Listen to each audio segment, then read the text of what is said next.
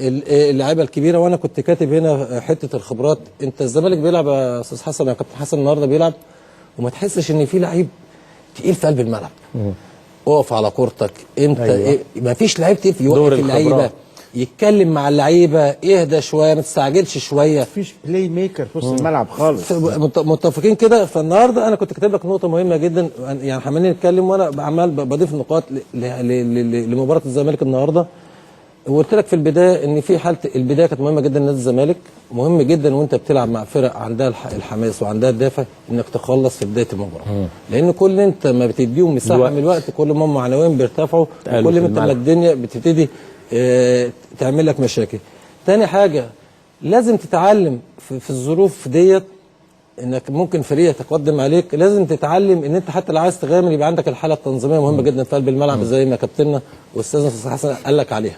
مهم جدا وانا في الظروف دي يبقى عندي حاله تنظيميه داخل الملعب مهمه جدا. حتى وانا بغامر، يعني النهارده بلعب في الودين، فانا لازم زي ما كابتننا قال ان لازم يكون باسم مرسي واحمد جعفر لازم يكونوا ناس جوه ال 18.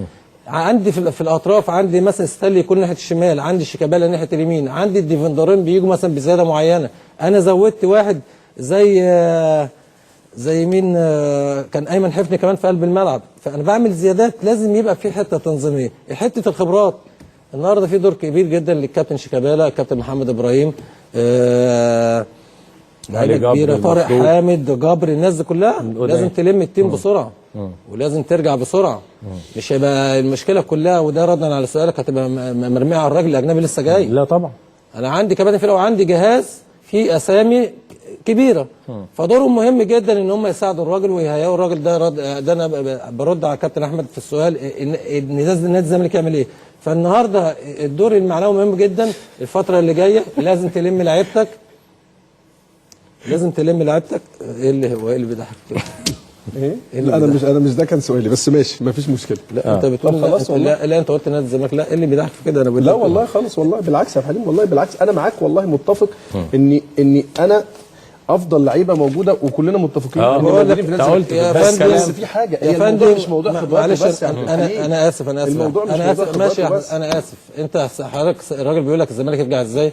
انا قلت لك في اسباب عشان ترجع في الظروف دي. الزمالك فاقد 15 بونت بينه وبين المنافس، 3 ماتش على التوالي يتغلب، وراجل جاي جديد عليه.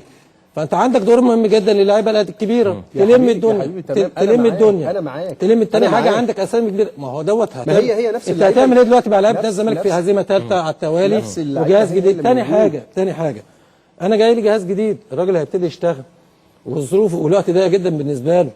فانا مهم جدا ان انا معالجه نفسيه الاول انا اخراج اللعيبه. ما انا بتكلم على الجزئيه دي، انا بتكلم على الجزئيه دي، معالجه نفسيه لاخراج اللعيبه من سلسله الهزايم يا احمد يبقى انا بتكلم في دي يبقى انا بتكلم في دي دور اللعيبه الكبيره. طب ودور الناس الكبيره في قلب ده مش دور اللعيبه الكبيره يا عبد الحليم، ده مش دور اللعيبه الكبيره. لان النهارده معلش انا النهارده بتكلم ايه، حتى اللعيبه الكبيره في هزه نفسيه موجوده. انا ده اللي انا بتكلم عليه. فاللي قاله هو ده اللي السؤال اللي الحل فين طيب؟ ازاي